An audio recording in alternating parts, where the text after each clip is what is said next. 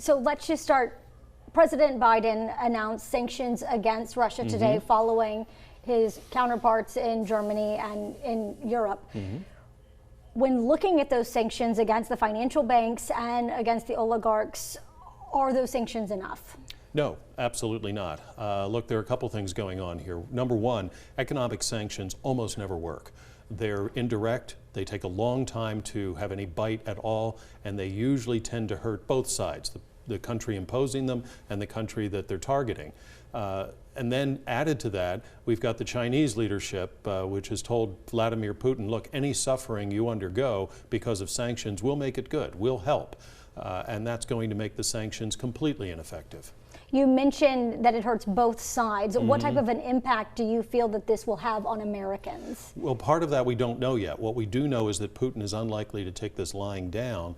So we're looking at the possibility of cyber attacks. We're looking at the possibility of disruption in the global oil and gas market. That's already starting to have an impact on oil prices, which will mean an impact on gas prices at the pump here in the Roanoke Valley.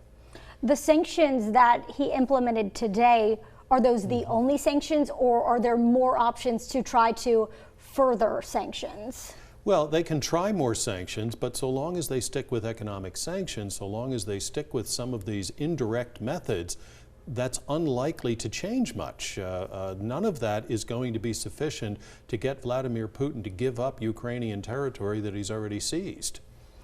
We know that President Biden and his administration, they're trying to have diplomatic talks. They're trying to do everything they can to keep the conversations going to stop a full-on invasion. I know Secretary Blinken was set to meet with his Russian counterpart. Do you think that that meeting will still happen? Do you feel that conversations can continue here? Well, conversations can always continue. The question is whether or not they'll actually lead to anything. And look, Antony Blinken, the Secretary of State, bears a good deal of responsibility here because he told the Ukrainian president was begging, impose the sanctions now, before he invades, rather than after. And Blinken said, and I think this is a direct quote, no sanctions until the bombs actually start falling. Now, Putin's going to read into that, well, if I can take territory without dropping bombs, there won't be any sanctions. And so he had this, has this, minor incursion into Ukraine, no bombs, calling his troops peacekeeping forces. All of this is to confuse people, to muddy the waters so that the West and the United States isn't sure what to do, and that benefits Putin. What do you feel is Putin's end goal here? Oh, I think he's been very clear about his end goal. He wants to reconstruct the old Soviet Union. And that means taking over Ukraine, Lithuania, Latvia, Estonia, the Asiatic republics. Putin has said that the fall of the Soviet Union 30 years ago was the greatest tragedy of the 20th century. And he is determined to put that back together again, and no part of that plan is more important to him than Ukraine. There's a lot of lawmakers who are comparing what is happening right now between Russia and Ukraine to Hitler in the 1930s. Do you feel, obviously back then the United States was criticized for not doing enough. Do you feel that that will impact the way the United States responds moving forward? Well, I think we have to consider Putin and Hitler as having one thing in common. Neither will stop until they are met with very, very forceful action.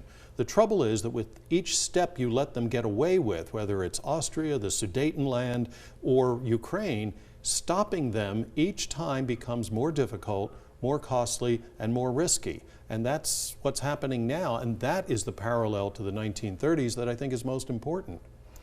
You kind of touched on it a little bit earlier. This is not just an invasion. This is much more complex, which is what Putin essentially wants it to be. Help us to understand what you mean by the complexity of this. Okay, well, what Putin is trying to say is, look, these are Russian-speaking parts of Ukraine, just like Hitler did with Russian or German-speaking parts of Czechoslovakia and Austria. But look, here's the thing. The Russian speakers living in Ukraine have been living in Ukraine, independent Ukraine now for 30 years. If they wanted to live in Russia, if they wanted to live under the Russians, they could have gone to Russia. They're still in Ukraine. They're there because Ukraine is free and democratic, and you don't have to speak Ukrainian for that to be important to you. Moving forward here, obviously there's concern about greater invasion here, talks about more sanctions and all of that, But from the political aspect of the Biden administration, of the Democratic Party, what type of a political hit does this mean for the Biden administration? I think it's going to be a fairly serious one. Coming off of Afghanistan and with other problems that the administration has had at the border, with inflation, with unemployment, all of those things are negatives. And this is just another one of those where Biden does not seem to be in control, where the United States is looking weak, where an enemy of the United States is getting away with things. It's really hard for the administration to evade responsibility for this, and it's hard to see any good outcome. The only thing that keeps this from being an even bigger hit for the administration is not enough people care about what's going on half a world away until it does something like affect the stock market or affect gas prices. Is there any aspect of this conversation that you feel like I have not touched on? No, I think we've covered everything.